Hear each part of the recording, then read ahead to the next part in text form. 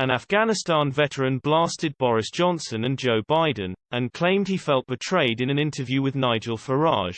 U.S. President Biden signaled that he wanted evacuations from Kabul airport completed by the end of the month as he prepares to withdraw all American troops.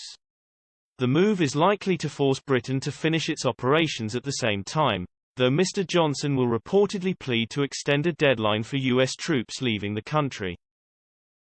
The Prime Minister will use an emergency G7 summit on Tuesday to appeal to Mr. Biden to extend his August 31 withdrawal deadline to resolve the mayhem at Kabul airport. 7 people died in the crush there this weekend, taking the airport's total death toll to 20. The chaotic withdrawal has seen Mr. Biden suggest he could be willing to bow to demands for an extension, and revealed discussions were already underway. The Taliban warned there would be consequences if the U.S. delayed their withdrawal. British Army veteran Trevor Colt told Mr. Farage on his GB News programme that Mr. Johnson and Mr. Biden had betrayed him, and called the leaders idiots for their decision to withdraw from Afghanistan. Mr. Colt said, "I feel betrayed by Boris Johnson. I feel betrayed by the President of the United States. I think both leaders are complete idiots. They have left the people of Afghanistan to fend for themselves." Mr. Colt, who has been involved in over 100 military engagements, also commented on Britain's decision to deploy 800 troops to Afghanistan to help evacuate nationals. He said, "There's no air support, it's a complete mess.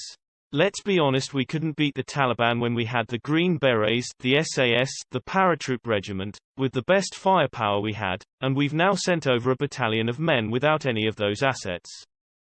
I think they're vulnerable and I hope they get back in one piece." Mr. Colt is a recipient of the Military Cross who served in the British Army for 20 years, including on 4 tours of Afghanistan. The Taliban declared victory 8 days ago after Afghan President Ashraf Ghani fled the country, which brought to an end almost 20 years of a US-led coalition presence in Afghanistan. Their offensive began months ago, but accelerated in recent weeks as the army gained control of a number of new territories before ultimately taking the nation's capital Kabul. Most British troops left Afghanistan in October 2014, though around 750 people remained to train the country's military. Yet in July Mr. Johnson announced that British troops assigned to NATO's mission in Afghanistan are now returning home.